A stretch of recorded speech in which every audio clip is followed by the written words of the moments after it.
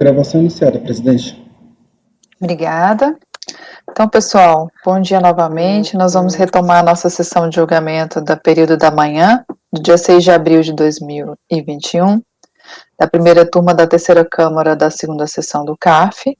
Presentes os conselheiros João Maurício Vital, Wesley Rocha, Kleber Ferreira Nunes Leite, Fernanda Melo Leal, Paulo César Macedo Pessoa, Letícia Lacerda de Castro, Maurício Dauritim do Vale e Sheila Ares Cartacho, que votarão nessa sequência. Eu quero só voltar ao item da pauta que nós já havíamos falado o resultado, que era o item 6, porque eu proferi o resultado indicando o número de processo incorreto. Então, eu gostaria de proclamar novamente que é o item 6 da Romilda Teixeira Barreto. Resolvem os membros do colegiado, por unanimidade de votos, em converter o julgamento em diligência para que a unidade preparadora junte por anexação o presente processo aos autos do processo 14751, 720, 144, 2015, 92, que decidiu a matéria dos dois processos no âmbito desse colegiado, sendo desnecessário o retorno dos autos por se tratar de matéria já decidida.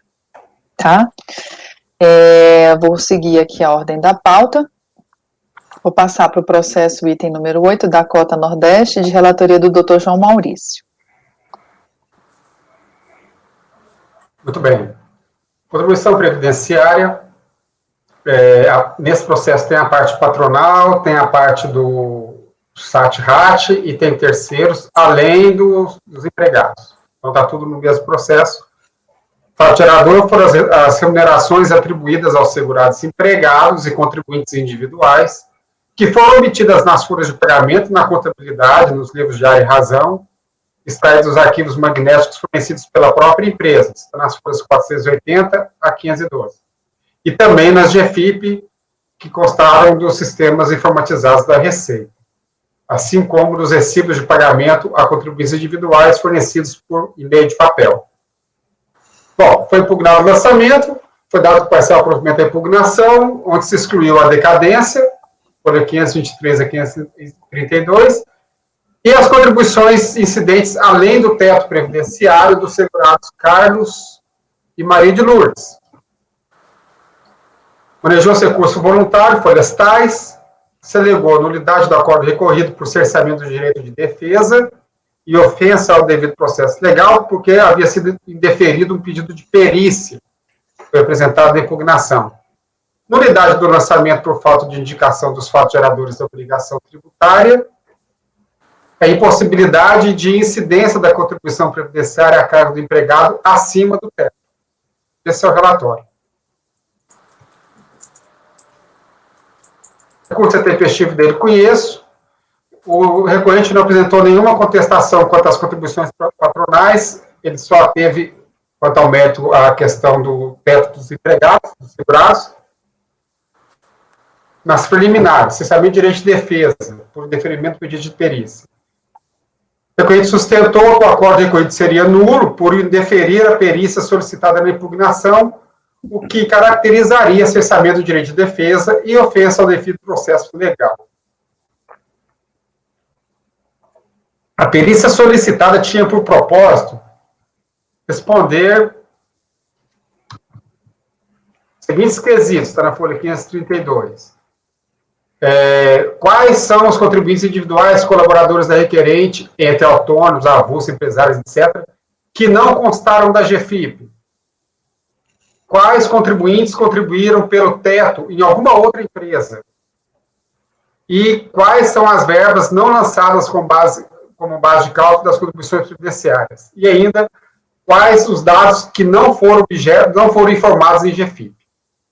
Então, esses foram os quesitos que o contribuinte havia formulado no seu pedido de perícia, junto à impugnação. O colegiado da qual indeferiu o pedido de perícia por considerá-la prescindível, nos termos do artigo 18 do 70.235, por não ter sido demonstrada pelo defendente plausibilidade nos motivos que a justifiquem. Fecha aspas. De fato, a perícia solicitada é absolutamente desnecessária. O lançamento foi efetuado com base nas folhas de pagamentos e registros contábeis fornecidos pela própria empresa, a partir dos quais a autoridade lançadora constatou discrepância em relação aos valores declarados em GFIP. Ora, não se trata, pois, de identificar colaboradores que não constaram da GFIP, como solicitou o contribuinte no quesito A do seu pedido de perícia, mas de constituir o crédito tributário sobre a base de cálculo não informada em GFIP, independentemente de a que trabalhador se referia. Registre-se que o lançamento abrangeu não apenas as contribuições dos segurados, mas também as da empresa.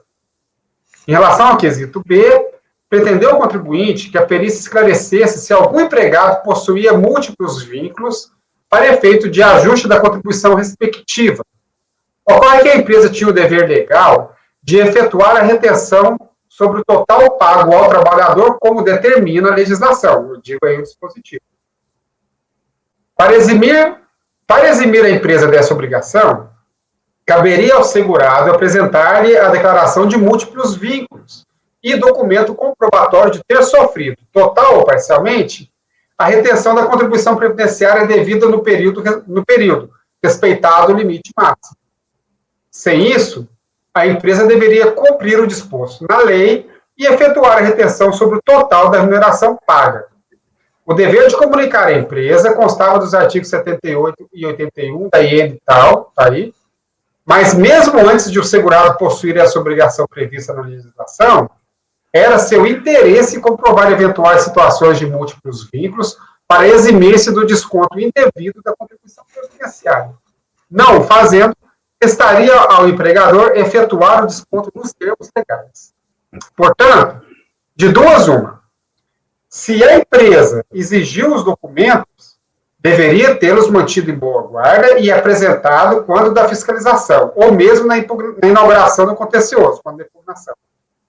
Ou, se não os exigiu, ou se os documentos não foram apresentados pelo segurado, caber-lhe-ia efetuar a retenção sobre a remuneração integral.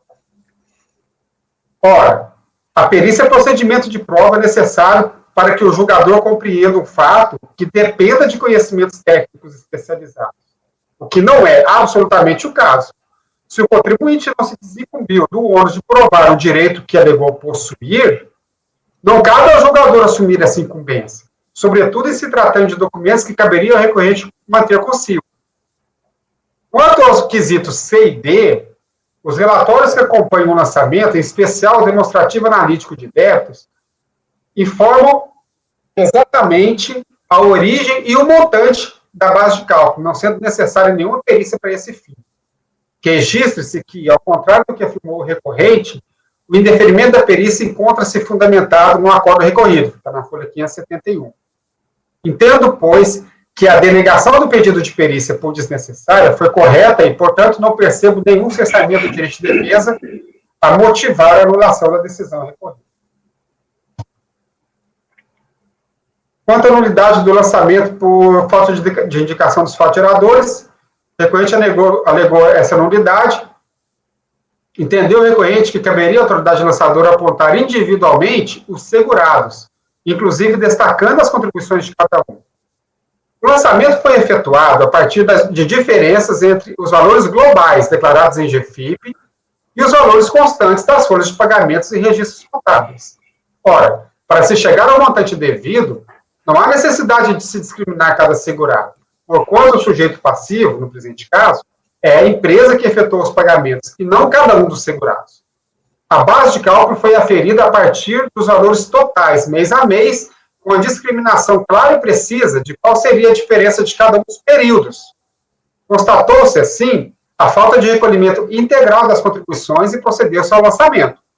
Tudo exatamente como determina o artigo 243 do Decreto 3.048. Não há, portanto, nenhuma nulidade por ausência de descrição da base de cálculo individualizada por segurado. Mérito.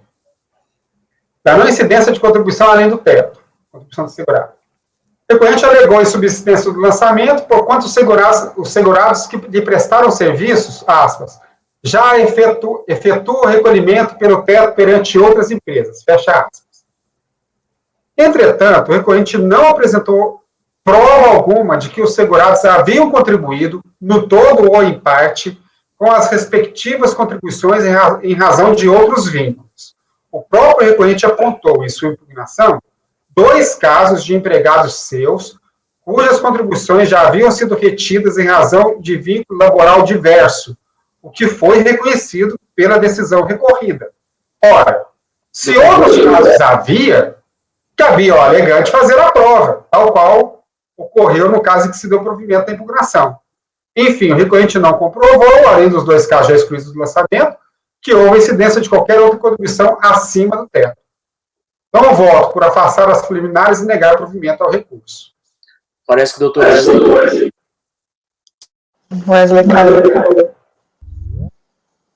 Vamos ver se ele escutou o final. Doutor Wesley, o senhor escutou o voto do doutor João? Até que parte?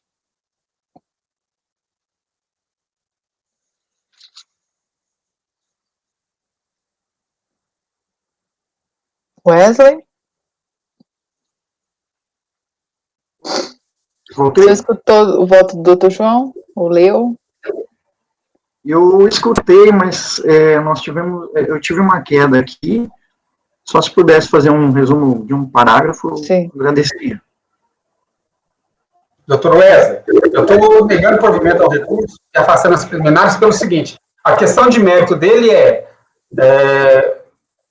teria empregados que já contribuíam até o teto em outros vínculos, mas ele não trouxe a prova disso. Ele até trouxe, de 2 casos, que foram excluídos na impugnação. Mas os demais não, ele queria que fizesse uma perícia, que eu também já havia rejeitado, para se apurar se os empregados dele tinham outros vínculos e qual teria sido a contribuição desses outros vínculos para que a contribuição do empregado não excedesse o teto. Esse é o grande argumento dele. Eu digo, olha, cabe ao contribuinte fazer essa prova. Inclusive, é interesse do empregado e dever do contribuinte, deve exigir a comprovação de múltiplos vínculos, justamente para que a contribuição se dê dentro do teto. Se ele não exigiu isso do seu empregado, ele deveria ter feito a retenção integralmente. Então, estou negando o provimento. Só uma dúvida, essa amostragem, porque acho que ele fez por amostragem, né? Não, ele não fez por amostragem. O lançamento foi assim. Ele pegou a contabilidade e a folha de pagamento e comparou com Não, desculpa, doutor João. Não, a amostragem que o contribuinte fez, acho que ele fez por amostragem. Sim, o contribuinte trouxe 2 casos. Os 2 casos que ele trouxe são 2 pessoas que tinham vínculo com uma empresa do grupo. Então, ele conhecia esses vínculos. E ele trouxe esses 2 casos. Esses 2 casos aqui tinham vínculo com a empresa X. Aí foi reconhecido o vínculo.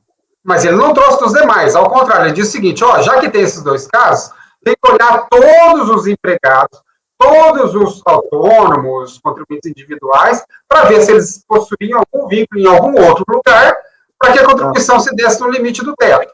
E peço uma perícia para fazer isso. A perícia foi negada na impugnação. Dizendo, não, essa prova o senhor tem que trazer, porque é seu dever exigido do empregado ou do contribuinte individual a declaração de múltiplos vínculos. Se você não exigir, se ele não apresentar, se você não exigiu, você tem que fazer o desconto integral. E se você exigiu e o empregado não apresentou, você também tem que fazer o desconto integral. Sim. Então, de todo modo, ele deveria ter feito o desconto integral, exceto se ele tivesse o documento do empregado comprovando que esse empregado ou esse segurado possuía um outro vínculo, e nesse outro vínculo teria sido feita a retenção da contribuição. Para que ele fizesse fora do limite do teto. Enfim, era o dever dele ter isso. Ele não deu justificativa plausível para fazer o pedido da perícia. Tipo, não tive acesso, tive um... Ele disse, ele está dizendo, olha, eu tenho que fazer, porque já que tem 2 empregados que tinham múltiplos vínculos, pode ter mais. É claro que pode ter mais, talvez até todos tenham múltiplos vínculos. A questão é quem que faz essa prova. Aí a lei diz, é dever da empresa fazer a retenção integralmente, exceto se o empregado apresenta a prova de múltiplos vínculos. Como os empregados não apresentaram a prova de múltiplos vínculos, ou pelo menos ele não juntou essa prova nos autos, deveria ter feito a retenção integralmente. Eu só fiquei com um pouco de dúvida quanto a isso.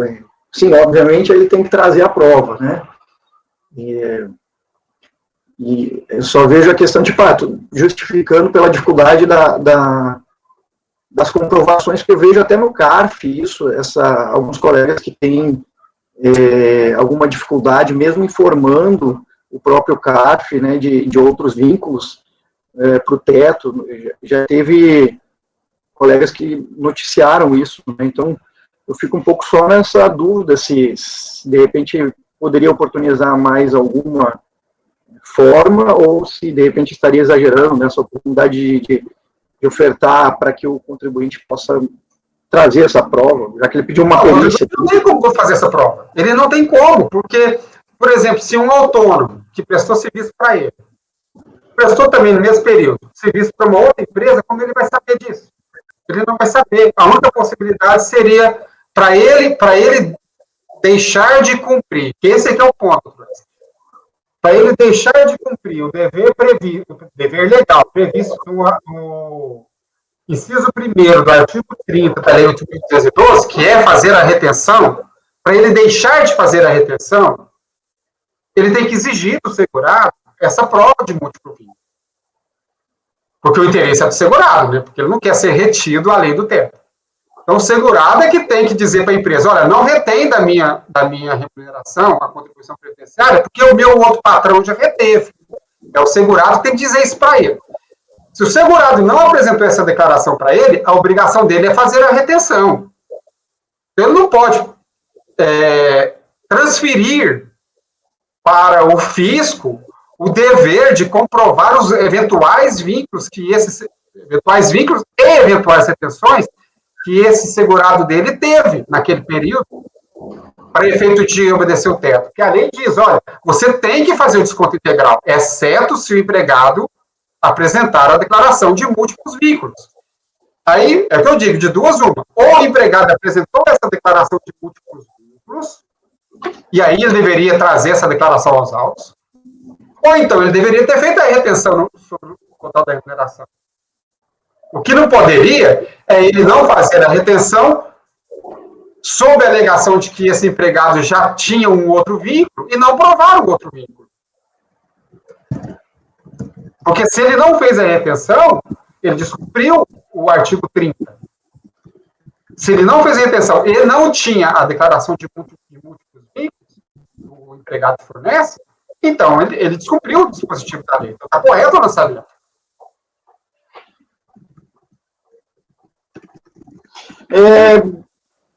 Alguém ia falar alguma coisa? Não. Para mim está bem claro o que o doutor João explicou. Não, para mim ficou claro também, só fiquei na dúvida da conclusão pessoal mesmo sobre o caso. Concordo com o João, o doutor João, que é o contribuinte que tem que fazer essa movimentação de informação, fisco, retenções e tal. Mas, eventualmente, quando... Esses dois casos, o senhor está dando parcial deferimento? Não. Porque é um caso só. Pois é, ele disse isso foi dado provimento na DRJ. Ah, já foi dado na DRJ. O que ele comprovou?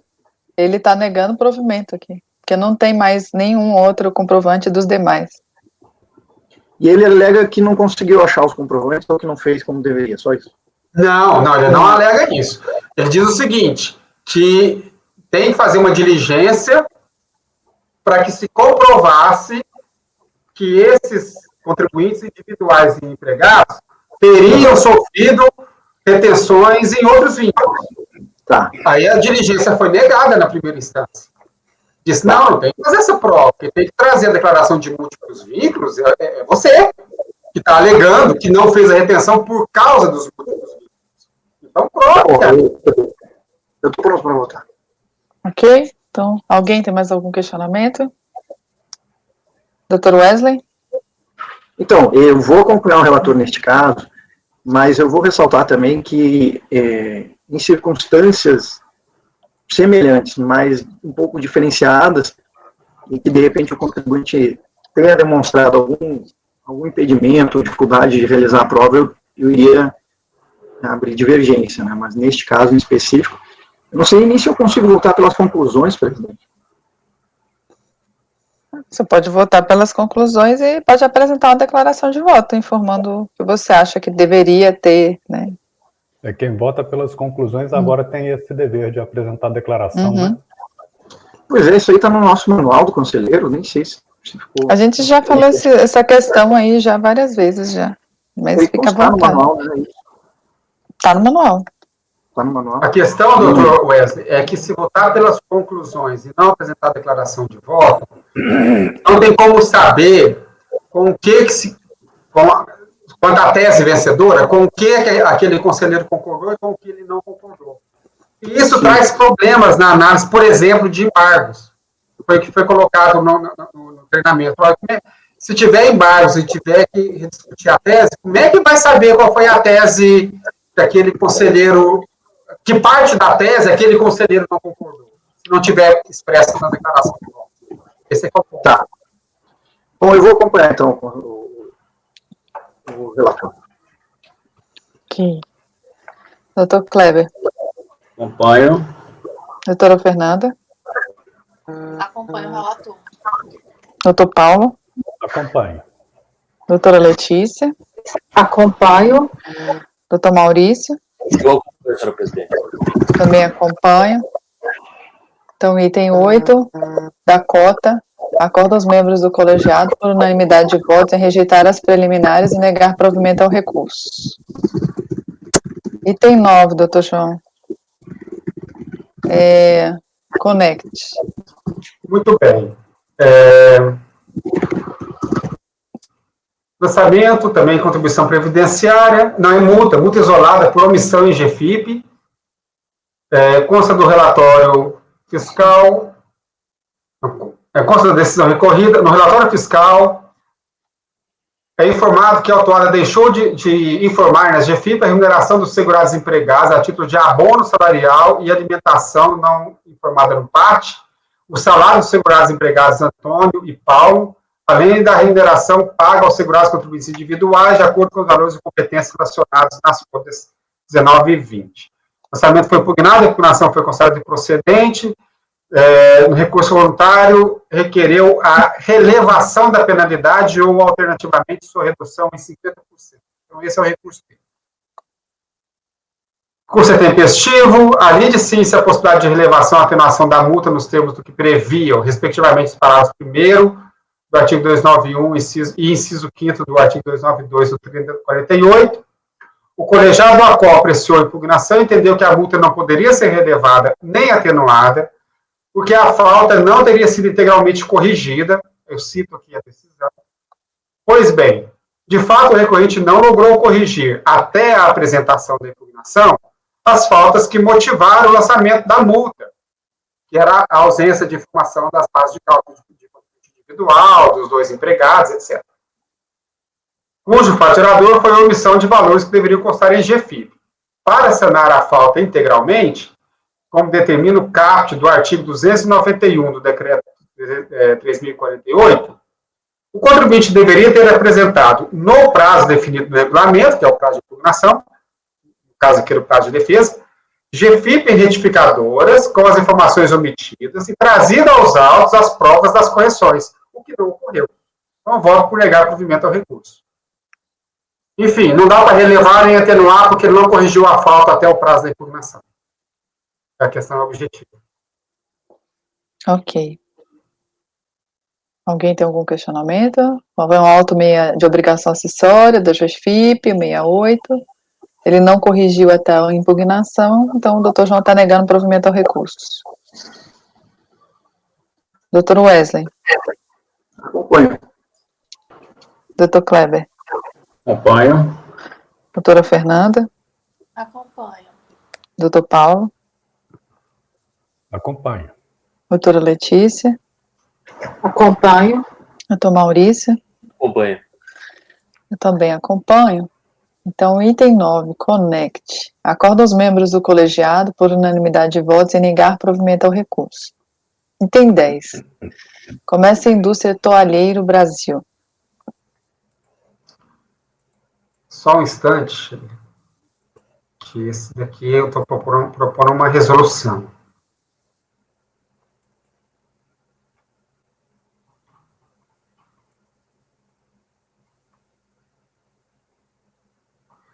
Muito bem. Eu estou voltando para uma diligência, deixa eu lembrar do caso. Glosa de compensação de contribuição previdenciária de 95, faz a seguinte constatação. Fiscalizando a empresa, eu acho que eu posso pular o relatório, eu vou logo no pedido de diligência, que eu vou lembrar qual é o caso aqui. Voto.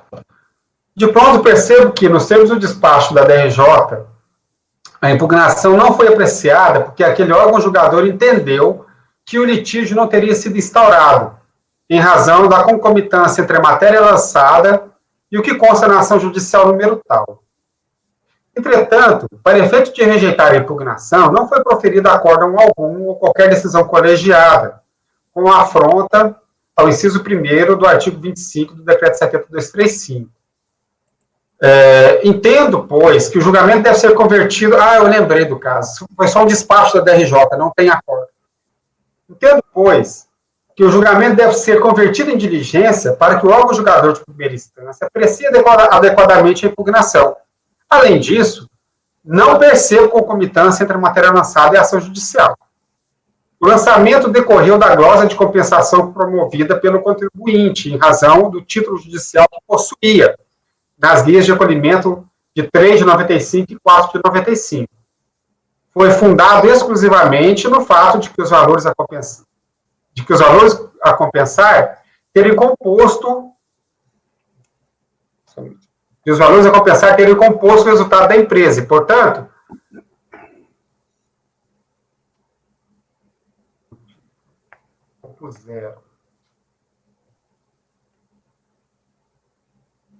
foi fundado exclusivamente no fato de que os valores a compensar compuseram o resultado da empresa e, portanto, teriam sido transferidos ao preço dos produtos e, por fim, aos consumidores. A impugnação contestou exatamente esse fato e que não constou da ação judicial. A ação judicial teve por objeto a não incidência de contribuição previdenciária sobre pagamentos autônomos, administradores e empregados e a compensação dos valores pagos a esse título. Esse fato não foi objeto do lançamento. Então, eu voto por converter o julgamento em diligência para que o órgão julgador de primeira instância aprecie adequadamente a impugnação e profira a decisão nos termos do artigo 25. Eu lembrei do caso, sim. Não tem acordo da DRJ, simplesmente não tem. Tem um despacho da DRJ dizendo que houve concomitância. Eu estou dizendo, não há concomitância, então produza um acórdão para a gente apreciar aqui. Inclusive, o não conhecimento da impugnação por eventual concomitância deveria também se dar por acórdão, porque isso pode ser objeto de recurso, poderia ter sido objeto de recurso, como foi. Então, falta a decisão de primeira instância. O despacho não é a decisão de primeira instância, porque desobedece o previsto no inciso 1º do artigo 25, do Decreto 7235.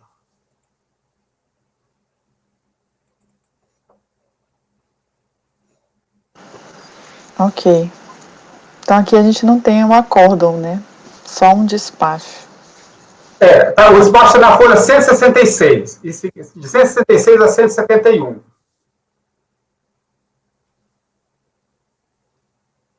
(166? Se olhar, o que foi objeto de recurso foi esse despacho. E esse despacho não é um acordo da DRJ.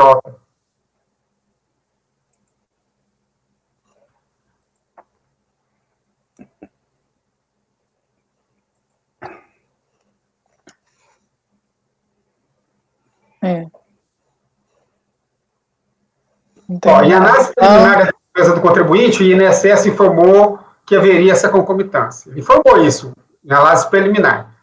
Os autos foram encaminhados à Procuradoria do INSS, que tratou do trânsito julgado daquela sentença. E o processo, então, foi para a DERAT, que apreciou, inclusive, a decisão havida no STJ sobre o mesmo caso. O processo, então, seguiu para a Delegacia de Julgamento, que proferiu um despacho, de folha 166. Então, não proferiu uma decisão, um acordo recorrível. Deu ciência do despacho e o despacho foi objeto de recurso.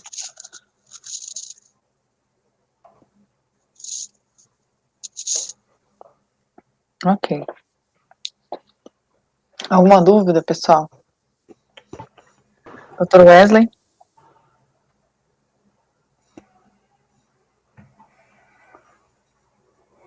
Eu acompanho. Dr. Kleber? Acompanho. Doutora Fernanda? Acompanho.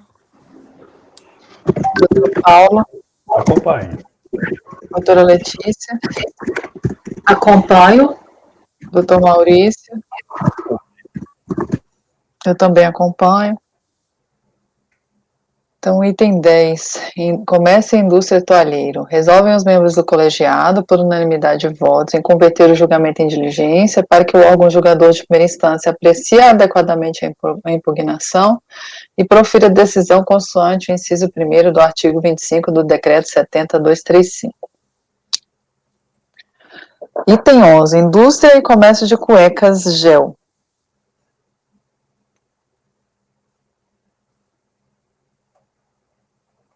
Muito bem. Contribuição previdenciária de 2002 a 2004, incidente sobre remuneração paga a segurados e apurada com base nas divergências entre GFIP e os valores que foram efetivamente recolhidos. Então, é GFIP e DARF. GFIP e GPS. O lançamento foi impugnado e a impugnação foi considerada improcedente. Manejou-se recurso voluntário em que se alegou a nulidade do lançamento por cessamento de direito de defesa, porque o contribuinte não teria tomado ciência da existência da fiscalização tributária, porquanto não lhe foi apresentado mandado de procedimento fiscal por ocasião do início do procedimento fiscal. Recurso é tempestivo, dele conheço, registro que não houve questionamento quanto ao mérito do lançamento, que foi a divergência entre valores entre GFIP e recolhimentos. A única surgência refere-se à nulidade de cessamento de direito de defesa, porque não teve conhecimento do MPF. Quanto à necessidade de conhecimento prévio da ação fiscal, essa turma já decidiu, cito exemplos aqui, que não há direito subjetivo do contribuinte em conhecer ou acompanhar o procedimento que resulta do lançamento, porquanto a fase contraditória tem início apenas com a apresentação da impugnação tempestiva. Além disso, a questão já se encontra simulada no CARF, súmula CARF 46. O lançamento de ofício pode ser realizado sem prévia intimação do sujeito passivo, nos casos em que o ofício dispuser dos elementos suficientes. Quanto à apresentação do MPF no início do procedimento fiscal, já está plenamente assentada a jurisprudência dessa turma e do CARF, no sentido de que o MPF é apenas um controle administrativo, não sendo sequer requisito para o lançamento, e eventuais deficiências na sua emissão, ou mesmo a sua inexistência, não implicam nulidade por cessamento do direito de defesa. Reproduz o que já decidiu essa turma na acórdão tal. Não há, pois, como admitir a nulidade alegada, voto por negar o provimento do recurso. Ok. Foi um batimento, e ele alega essas questões aí de súmula, né? Alguém tem algum questionamento? Doutor Wesley?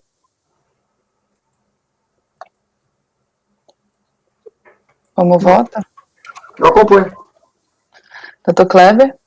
Acompanho. Doutora Fernanda? Acompanho. Doutor Paulo? Acompanho. Doutora Letícia? Acompanho. Doutor Maurício? Também acompanho. Também acompanho. Então, item 11, indústria e comércio de cuecas gel. Acorda os membros do colegiado, por unanimidade de votos, em negar provimento ao recurso. Os itens 12 e 13 saíram de pauta, foram retirados de pauta. Eu vou para o item 14, que é um embargo da minha relatoria. Aqui, eu vou corrigir o nome aqui do embargante, que eu vou colocar essa indústria Samote e outros, que eu botei Tomislav, que são os responsáveis solidários. Mas são embargos de declaração que foram opostos pelos solidários aí, contra uma decisão daqui da turma, né? Que é basicamente, tentando resumir, o contribuinte e os responsáveis solidários interpuseram recurso contra o acórdão lá da DRJ. Esse processo foi julgado, foi negado provimento ao recurso, e os responsáveis solidários interpuseram conjuntamente um recurso especial, que foi apresentado dentro do prazo legal. né?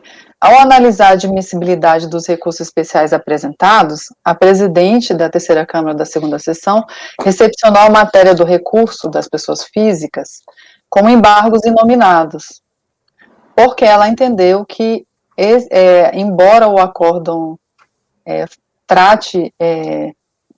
cite que houve recursos dos responsáveis solidários, ela não se manifestou em relação a esses recursos.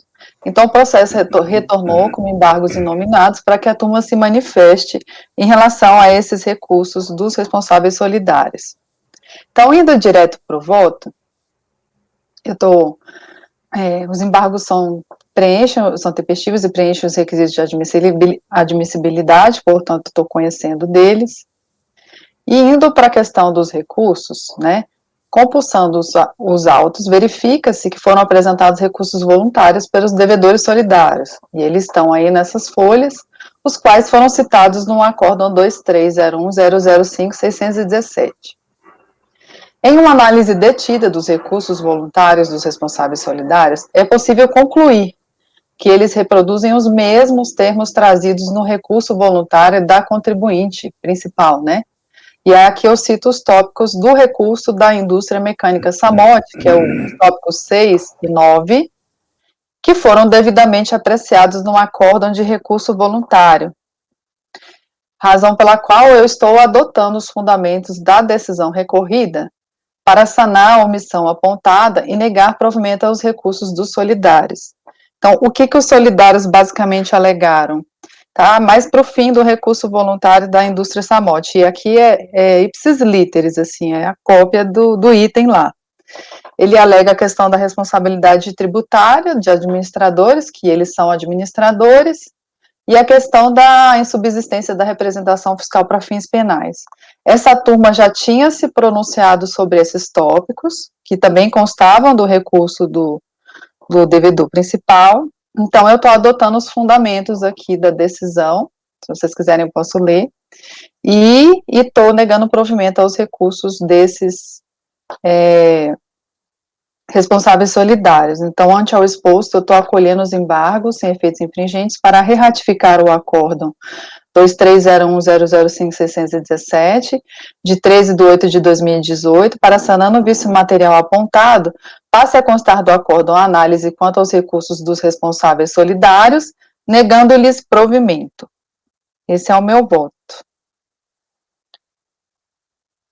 Algum questionamento? Doutor João, como voto? Acompanho. Doutor Wesley? Acompanho. Doutor Kleber? Acompanho. Doutora Fernanda? Acompanho. Doutor Paulo? Acompanho. Doutora Letícia? Acompanho. Doutor Maurício? Também acompanho. Então, item 14.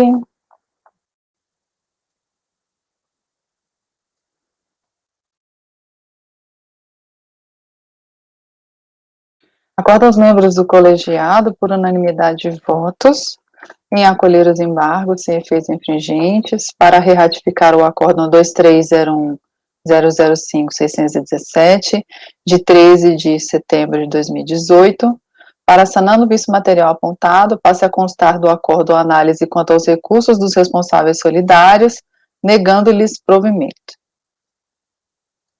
O próximo processo de relatoria do Maurício, item 15, Turini e Turini. Ele é paradigma para os itens 16 e 17. Obrigado, senhora presidente. Esse caso é um caso que diz respeito a grupo econômico, exclusão do simples e contribuição ao SAT-RAT, esse meu específico.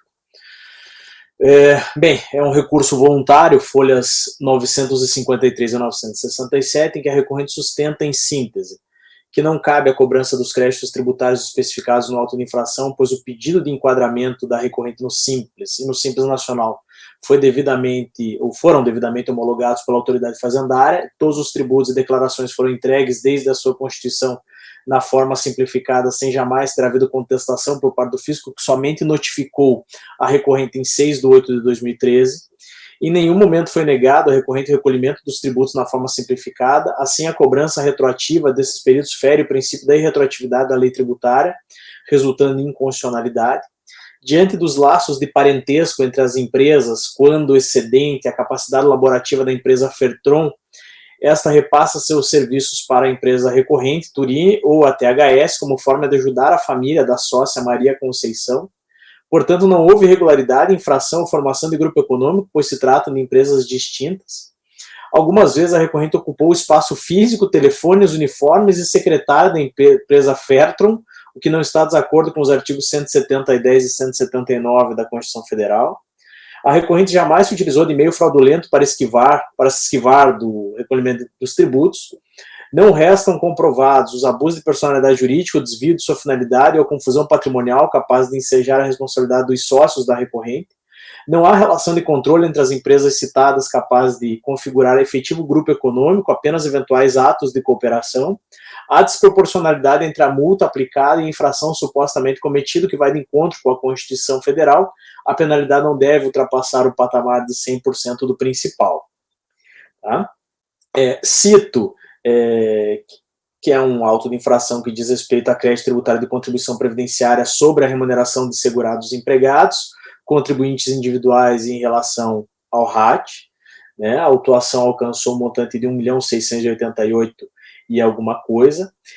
Eu peço e transcrevo o relatório fiscal de folhas 822 a 825, que me parece deixa muito clara a efetiva ocorrência de grupo econômico nesse caso. Não vou ler para vocês, mas fica muito claro. Eles verificaram a escrituração fiscal, identificaram julgados e sentenças da vara do trabalho em mais de um processo, né? Eu também entrei nesses... bem, deixa eu falar isso lá na frente por ocasião do voto. A delegacia, a DRJ de Juiz de Fora, por meio do acórdão 0958093, folhas 917 a 926, negou o provimento à impugnação, mantendo integralmente a exigência fiscal, conforme o entendimento que está manifestado aí na ementa abaixo. Tá? Transcrita, esse é o relatório do essencial. No que se refere ao conhecimento, senhores, o recurso ele é tempestivo e eu o conheço parcialmente, deixando de conhecer das alegações de inconstitucionalidade em respeito à súmula CARF número 2. No que se refere ao mérito propriamente dito, o primeiro argumento a ser enfrentado diz respeito à formação de grupo econômico, né? E transcrevo aí aqueles argumentos mencionados lá em cima. Me parece que, ao contrário do que defende a recorrente, parece ser evidente a formação de grupo econômico no presente caso. Lembro do relatório fiscal, folhas 822 a 825, mas também há outros fatores que levam à conclusão de formação de grupo econômico. Observe-se, por exemplo, o depoimento da primeira testemunha do reclamante nos autos, número tal, acostado aí a folhas 477 dos autos, e também se observa o conteúdo da sentença destes mesmos autos, as folhas 483 a 485. É absolutamente fundamental também a leitura do termo de constatação fiscal constante, as folhas 603 e 606. Esse me parece que é absolutamente fundamental, que dá conta da manobra utilizada pela recorrente para tentar descaracterizar o grupo econômico. O que aconteceu? O fiscal foi até um dos endereços e conversou com os vizinhos, viu que no galpão tinha a pintura estava fresca, tal, conversou com os vizinhos desse galpão e tirou foto, inclusive, deles. É um senhor de chapéu, inclusive está lá nos autos, dois senhores. E aí esse senhor disse que é vizinho da empresa e falou assim, olha, aí tinha uma outra placa, que é de uma das empresas do grupo econômico, e na última terça-feira eles vieram aqui, pintaram o galpão e colocaram essa placa nova. E aí, só depois que fizeram isso, nessa última semana, que algumas pessoas apareceram para trabalhar. Então, me pareceu, posso estar equivocado, claro, mas me pareceu que fica bem claro o intuito de fraudar e dar uma aparência irreal, né, acobertar como legal algo que é ilegal. Também menciono as folhas 924 do acórdão, que me pareceram muito importantes. Os acontecimentos descritos no relatório fiscal evidenciam uma situação fática completamente divergente da situação jurídica. Por meio dos mesmos, em consonância com a autoridade lançadora, é possível firmar a convicção de que a empresa autuada, por utilizar regime especial de tributação, é usada como prestadora de serviço com o intuito de redução de encargos previdenciários.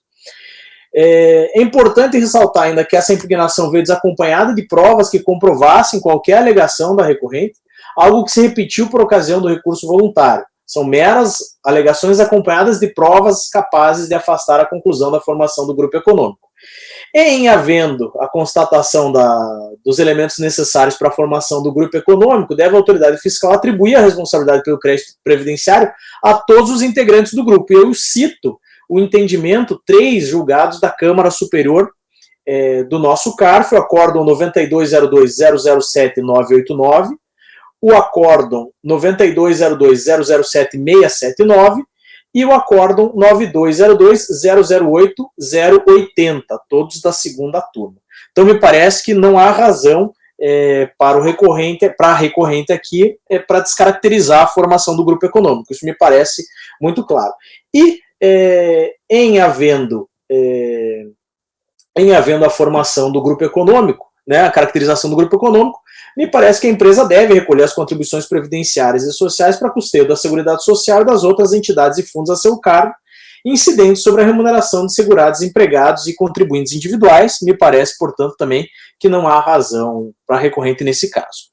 Algo que me deixou em dúvida nesse julgado, e até menciono e grifei em amarelo na minuta de voto, é se seria o caso de mencionar as pessoas físicas solidárias aqui, e se seria o caso de mencionar a súmula 71 e 88. Me parece, revendo o caso, revi ontem o caso, que não seria necessário fazer essa menção, primeiro porque as pessoas físicas solidárias não apresentaram impugnação, né?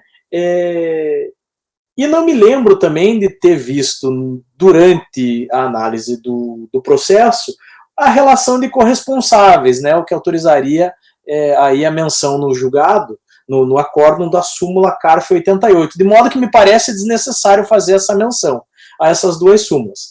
E, diante do todo exposto, a conclusão é que eu conheço parcialmente do recurso, né, voto por conhecer parcialmente do recurso, deixando de conhecer as arguições de inconstitucionalidade, e, no mérito, sugiro negarmos provimento ao recurso. É como voto, senhora presidente e senhores conselheiros. Ok, doutor Maurício. Conhecendo parcialmente do recurso, negando provimento. Alguém tem algum questionamento? Doutor João? Eu acompanho. Doutor Wesley? Eu acompanho, verifico aí a descrição exaustiva da autoridade lançadora para descrever o fator de grupo econômico, né?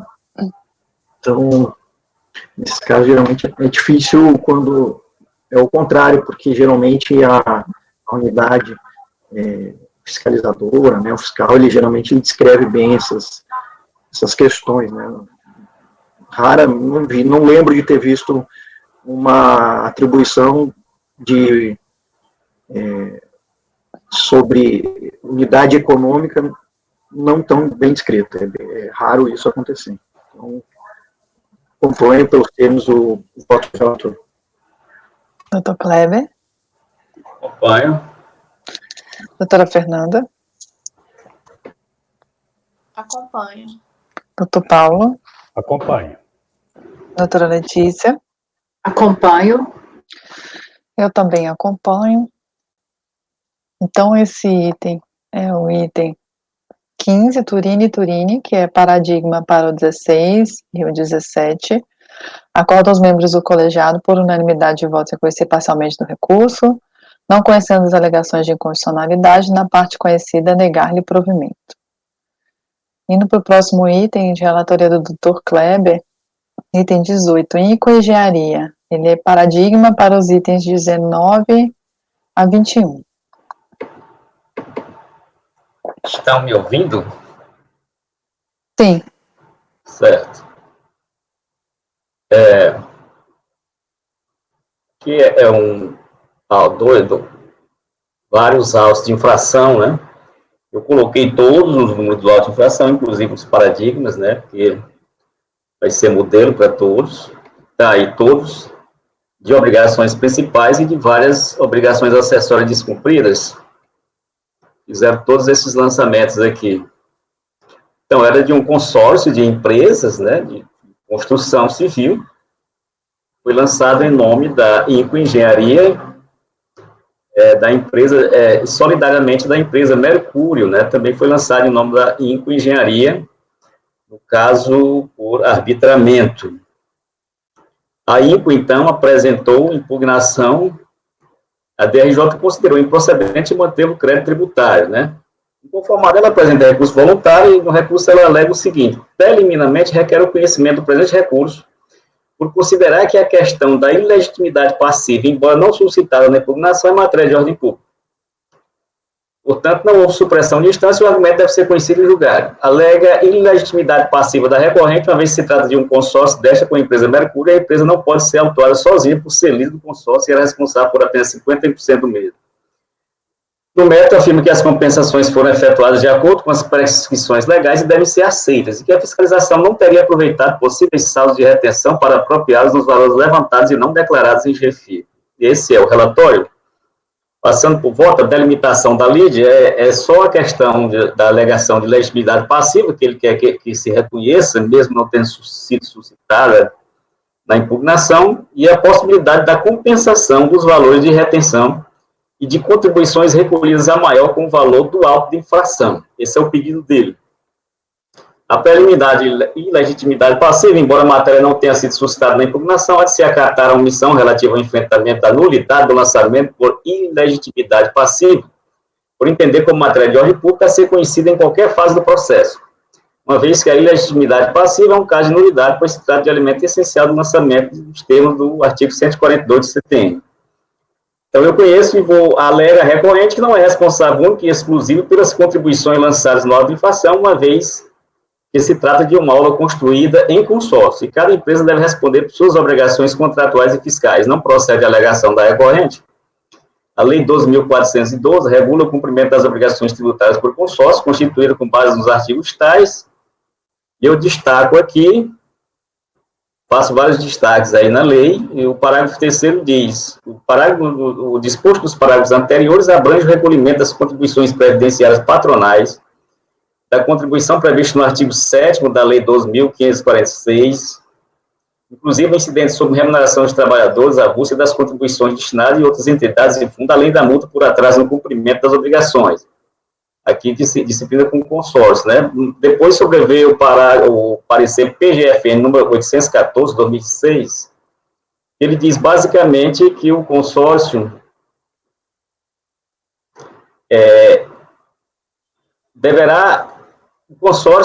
aí já no fim, o consórcio deverá efetuar diretamente a retenção e o cumprimento das respectivas obrigações acessórias no CNPJ do consórcio ou empresa líder, com responsabilidade solidária das empresas consorciadas.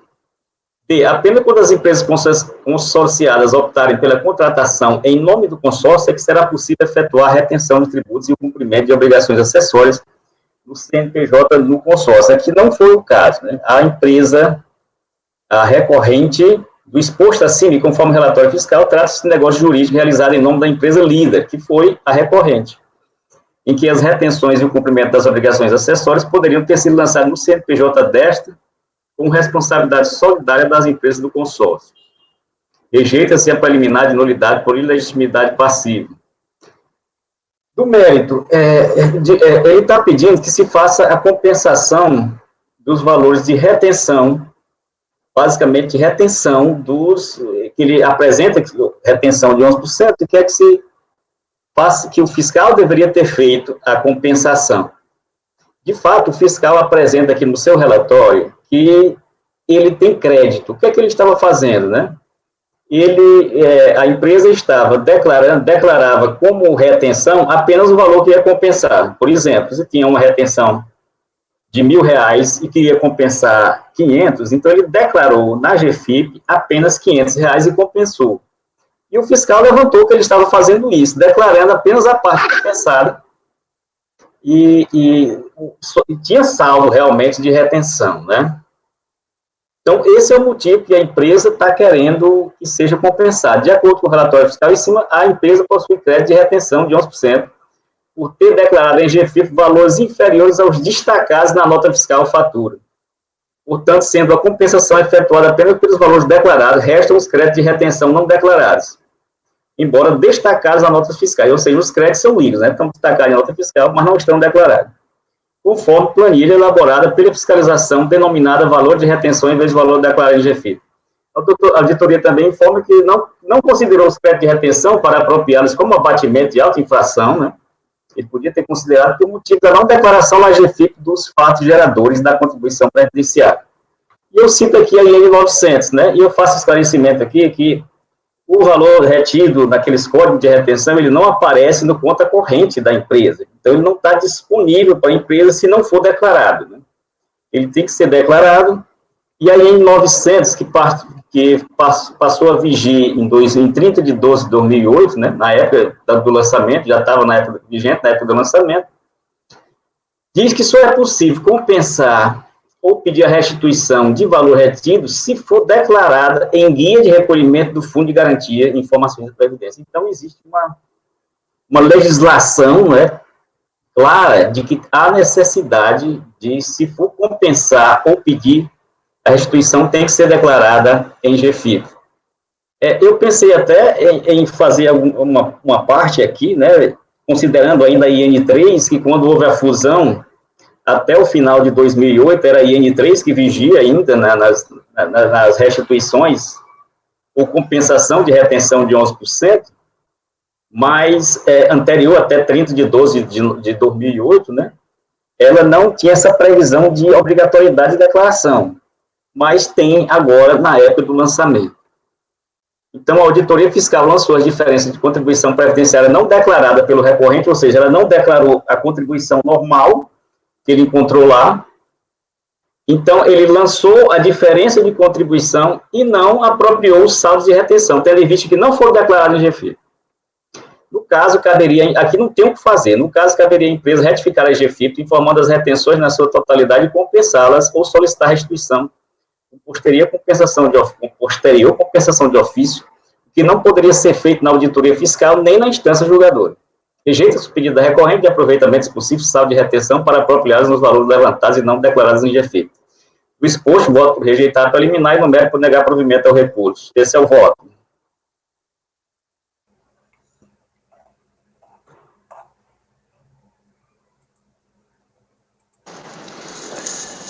Ok.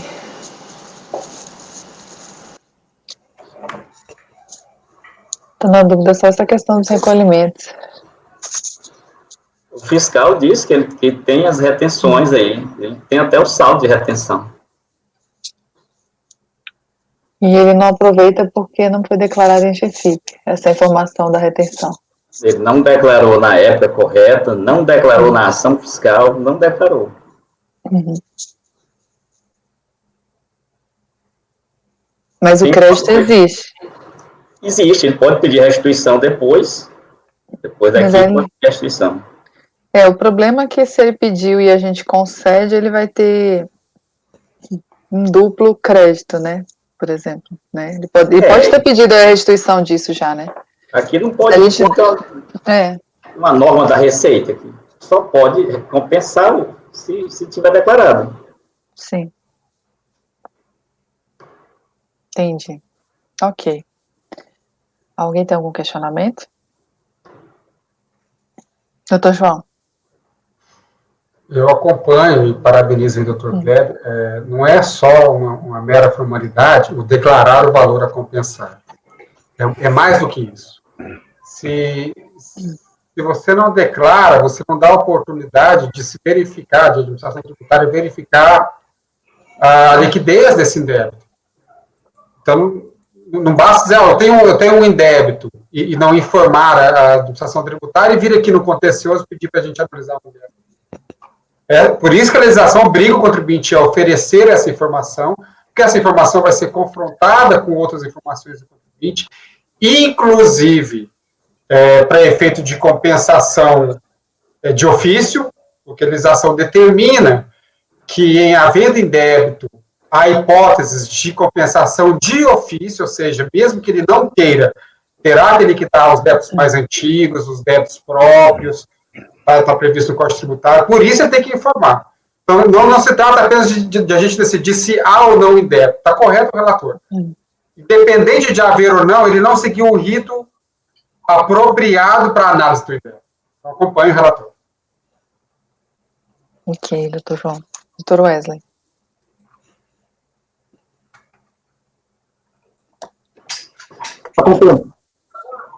Acompanhe. Passou, né? Sim. Doutora Fernanda. Acompanho o relator. Doutor Paulo. Acompanho. Doutora Letícia. Acompanho. Doutor Maurício. Acompanho. Eu também acompanho. Item 18, que serve de paradigma para o 19, 20 e 21. Acordam os membros do colegiado, por unanimidade de votos, em rejeitar a preliminar e negar provimento ao recurso. Próximo item também do Dr. Kleber. 22, Empresa de Transporte São Luís. O 22 e o 23 é o mesmo assunto, né? É o mesmo, vamos ser julgados juntos. Então, vamos abrir o 23, que é as obrigações da empresa, né? 22 também é a obrigação da empresa de descontar a parte dos segurados, ela não descontou e não repassou. E o 23, que nós vamos ver agora, que ele tem alguns aspectos parecidos com o anterior, mas aqui eu vou excepcionalizar e vou pedir uma resolução, estou propondo uma resolução, né? Então, trata-se de uma NFLD, frente à contribuição da empresa, né? SESC, SENAI, terceiros, aqueles terceiros, a parte da empresa e o SAD. A empresa apresentou impugnação onde alegou o seguinte: ela está dizendo, basicamente, que não teve inadimplência, não tem a inadimplência, por quê? Porque o que aconteceu? Ela declarou na GFIP todos os valores que ela achava devido, recolheu as GPS, só que numa GFIPs ela declarou um valor, recolheu a menor. Em outra GFIP ela declarou um valor e recolheu a maior. Porque uma hora alocava um empregado num CNPJ, outra hora no outro, então provocou essa confusão. Então ela alega que não é devedora, porque o que ela deixou de recolher a menor em uma GFIP, ela recolheu a maior no outro. Aí ela acha que faz necessária a realização de encontro de contas entre todas as filiais da matriz, de modo a evidenciar que todas as contribuições foram recolhidas. Para tanto, requer a realização de perícia. Apresenta os quesitos a serem respondidos pela perícia e indica o nome do assistente técnico. Né?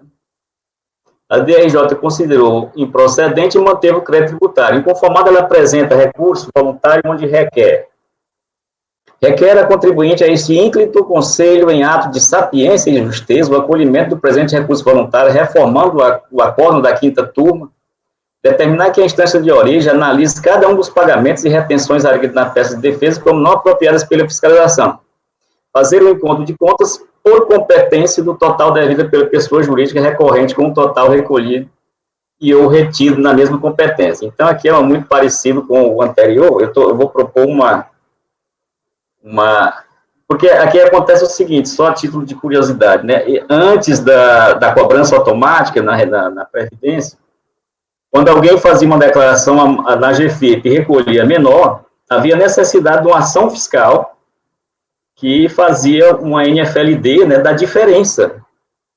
Agora não, o método é diferente. Se a pessoa recolhe, declara, não recolhe ou recolhe a menor, ela é intimada a recolher ou a justificar aquilo ali, né, retificar a GFIP ou parcelar o débito, uma coisa assim. Mas nessa época aqui tinha necessidade de uma ação fiscal. Então, eu peguei um caso desse administrativamente, né, que uma empresa grande, um valor muito grande, é uma empresa grande aí daquele terceiro setor, que ela fez as declarações no GFIP e recolheu na outra GFIP. Como resultado, o fiscal foi lá, viu as diferenças e lançou. Em vez de, ele não considerou os créditos que ele tinha, né? E porque não tinha como retificar a GFIP, eu explico aqui nessa época. Então, primeiro aqui, analisando, eu faço que tem um reconhecimento de uma vou deixar aqui pretendo deixar aqui na resolução, né, para que o próximo relator, que por acaso for aprovado aqui, ele já veja que tem realmente uma questão de decadência, né? E no mérito, de acordo com a recorrente, a divergência entre os valores declarados e os recolhidos decorre da mesma ter realizado o recolhimento sobre um CNPJ, quando em verdade aquele recolhimento deveria ter sido feito em outro CNPJ, ambos atinentes à mesma pessoa jurídica. Afirmo, portanto, que não há prejuízo ao erário, mas tão somente divergência de alocação dos recursos repassados à Previdência. Requer, então, que os valores recolhidos a maior sejam compensados de acordo com os recolhidos a menor. De acordo com o relatório de fiscalização, o débito foi apurado através das folhas de pagamento e do livro de diário de razão, e as contribuições já incluídas na GRPS e GPS, anteriormente recolhidas, foram deduzidas do presente débito. Tendo em vista a descrição do lançamento acima e o relatório de fiscalização, far-se as seguintes considerações. A primeira consideração que eu faço é que, na época, não podia ser feito, não existia exclusão de GFIP, e à medida que se fazia a atualização nas versões da GFIP, nessa época que não permitia alterações em dados do trabalhador, né, que era RRD, RDT, retificação de dados do trabalhador, ou seja, o contribuinte se encontrava cercado aqui. Ele não tinha que fazer essas, nessa época aqui, né? Nessa época aqui também, vou ler aqui, de acordo com o relatório acima, já no período da fiscalização, o conflito de versões já não permitia a entrega dos formulários retificadores, entre eles o RDT, que permitiria a alocação do trabalhador para qualquer outro CNPJ. Quanto ao valor, quando ele recolhia GPS em um estabelecimento da empresa, referente ao valor declarado na GFIP, que foi posteriormente retificado, não havia a possibilidade de alocar o seu valor em parte, ou seja, uma vez recolhido na GPS, não tinha como alocar em parte, um pedaço da GPS, mas apenas pelo seu valor total, ou seja, não tinha como fracionar a GPS para atender as retificações dos valores devidos na GFIP. Não havia, na época, declaração de compensação previdenciária que permite a utilização de um crédito de GPS. Hoje pode ser feito um crédito de GPS, né, e utilizado.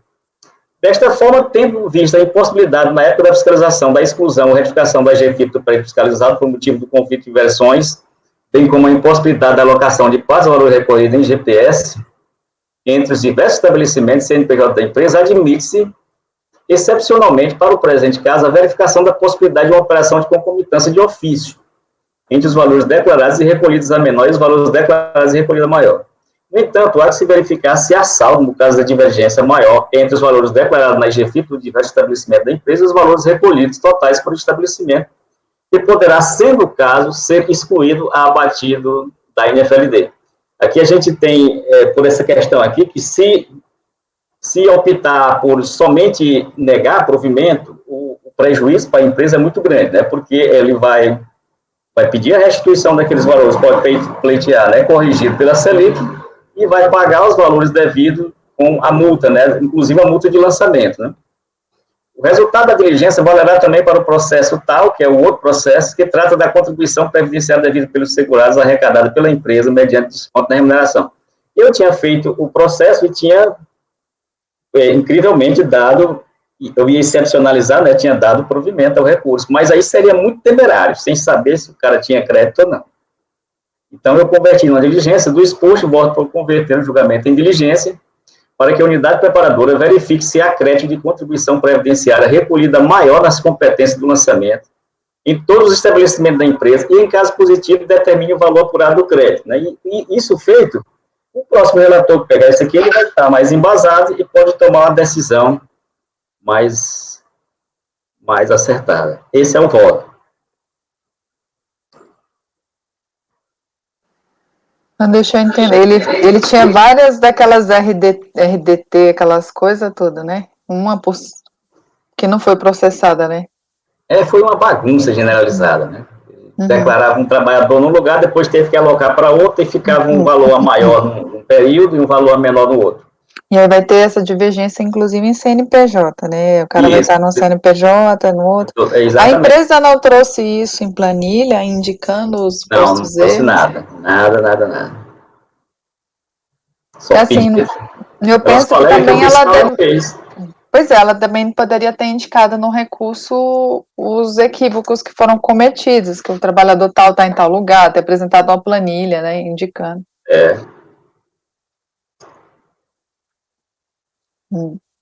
Que assim, também... Mas aqui, essa diligência é muito simples, só vai pegar o período lá, conta corrente mesmo, aquele relatório da GFIP e o valor recolhido, está lá a diferença, só vai indicar essa diferença. Entendi. Ok. Mais algum questionamento? Doutor João? Acompanho. Doutor Wesley? Acompanho. Doutora Fernanda? Acompanho o relator. Doutor Paulo? Acompanho. Doutora Letícia? Acompanho. Doutor Maurício? Eu acompanho. Eu também acompanho. Esse é o mesmo para o 22, não, né? É o mesmo.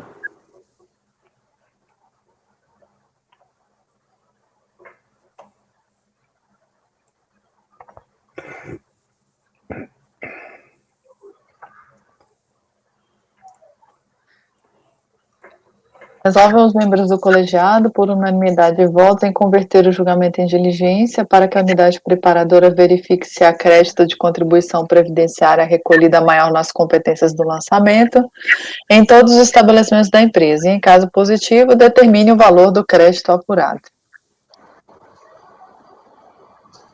Esse vale para o item 22 e 23. Isso. Vou pedir uma licença rápida, mas se for o caso, pode começar a leitura do voto que eu já li, entendeu? Mas é bem rapidinho. Esse Desembaía... Vamos para o Desembaía. Desembaía é o 24 e o 25, né? Não são tão diferentes. Vamos no 24 aqui, então. O NFLD aqui, né, tem um valor de R$15 mil. Aqui é só uma competência, né?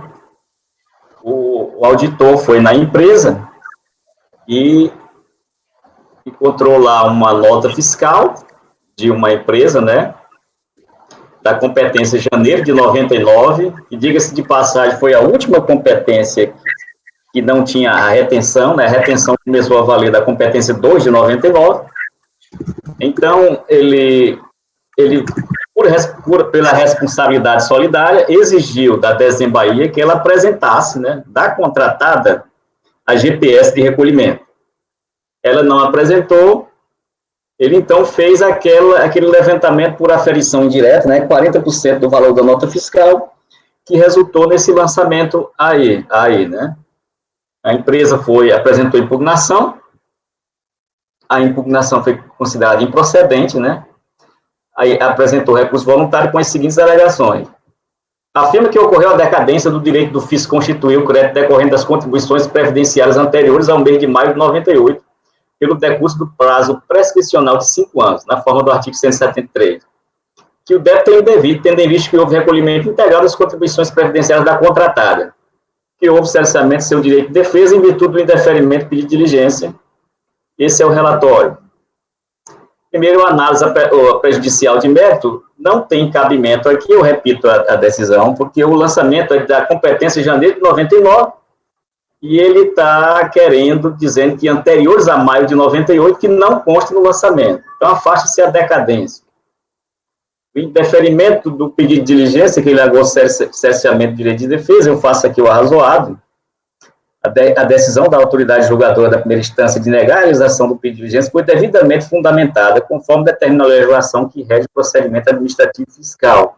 Entendo da mesma forma que não há razões dos autos que justifiquem a realização de diligência solicitada. Rejeite-se a preliminar. Do mérito, ela alega que recolheu a contribuição, mas a prova que ela coloca aqui, ela faz anexar a GPS dos anos de 97 e 98. Quando apresente a NFLD, refere-se apenas à competência de janeiro de 99. Não procede, portanto, tal alegação, uma vez que não foi comprovado o recolhimento da contribuição, conforme estabelecia a legislação de regência. Então, a empresa ela alega, a Desembahia alega que tem as guias apresentadas pela contratada, mas ela apresenta as 297, 98 e não a de janeiro de 99, que é a única competência do lançamento. No exposto, eu voto por afastar a decadência, rejeitar a preliminar e, no mérito, por negar provimento ao recurso. Ok. Algum questionamento? Doutor João? Acompanho. Doutor Wesley?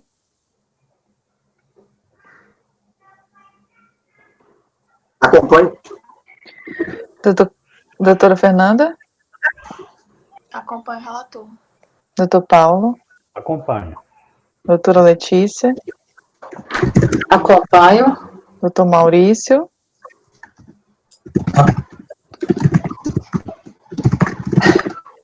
Não saiu. Acompanho. Foi um acompanho com espirro. Eu acompanho também. Item 24, acorda aos membros do colegiado por unanimidade de votos em afastar a decadência, rejeitar a preliminar e, no mérito, negar provimento ao recurso. Item 25, Desembahia também. Isso. É um auto de infração relativo à contribuição previdenciária por ter a empresa deixado de efetuar os recolhimentos, a previdência, né, e não declarar em GFIP, a participação nos lucros e resultados pagas em desacordo com a legislação vigente, né? Então, o fiscal fez o levantamento exatamente porque ele considerou que a PLE estava fora da legislação, não de acordo com... A DRJ considerou a impugnação procedente em parte para retificar informações de valores grafados errados na informação fiscal e determinou que, quando o pagamento do auto de infração, deve ser aplicada a legislação mais benéfica ao contribuinte, conforme o artigo 106 do Código Tributário Nacional. Conformada, a empresa apresenta recurso voluntário, onde reitera as alegações anteriormente apresentadas e, ao final, requer. Ele primeiro diz que o auto de infração é nulo, né? E, no mérito, ultrapassada a preliminar de nulidade do auto de infração, fato do qual não acredita a Desembahia, que reforme o aresto vergastado e reconheça a natureza jurídica distinta das verbas PLR e prêmio de metas, ante a absoluta discrepância das razões que fundamentam os pagamentos, diferença na base de cálculo e no fato gerador das verbas, reconhecendo a inexistência de qualquer pagamento de salário travestido de participação no lucro do resultado. Seja dado provimento ao recurso para reconhecida a absoluta distinção das verbas PLR e prêmio de metas, que seja reformado o acórdão vergastado para anular, eu nunca tinha visto esse nome, né? Anular o lançamento tributário de ofício promovido pelo auto de infração debitado número tal, tendo em vista a PLR na forma do artigo 28, parágrafo 9, J e 6, que expressamente afastam ambas as parcelas do salário de contribuição, extinguindo-se por conseguinte crédito tributário. Então, basicamente é isso. Ele deixou de recolher, ele, aliás, fez pagamento de PLR a contribuintes individuais, né, que eram os diretores, e aos trabalhadores só que 3 vezes ao ano, fora da quantidade da periodicidade, né?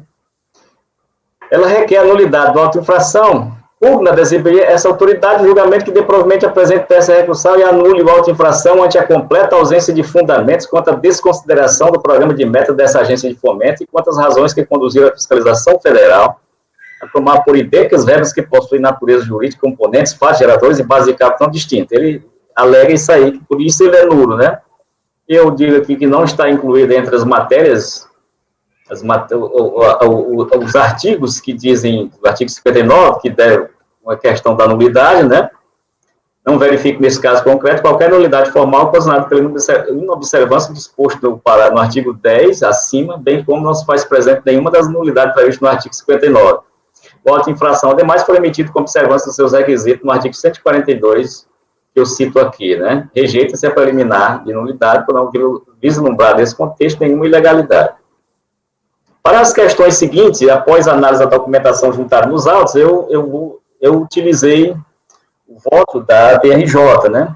Primeiro, ele faz aqui um histórico da questão legal da PLR, né, da Constituição de 88, depois na Lei 8.212, que dizia que uma lei regularia, né? Aí veio a lei 10.101 de 2000, o lançamento em tela deu-se em virtude da distribuição de lucros ou resultados em desconformidade com a legislação vigente, que é a lei 10.101 de 2000, que regula a participação, né?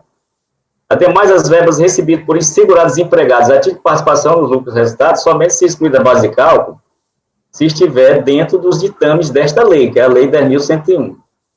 O sujeito passivo sair dela, né, tem-se que compõe a base de cálculo.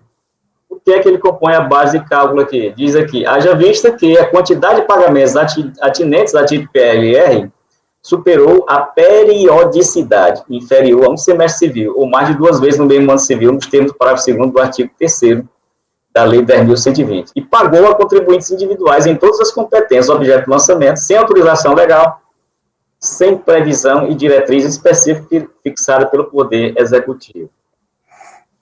Então, é basicamente isso aqui, né? Aí continua aqui a explicação legal, ele pagou fora da periodicidade da lei, o exposto, voto por rejeitar a preliminar e negar provimento ao recurso.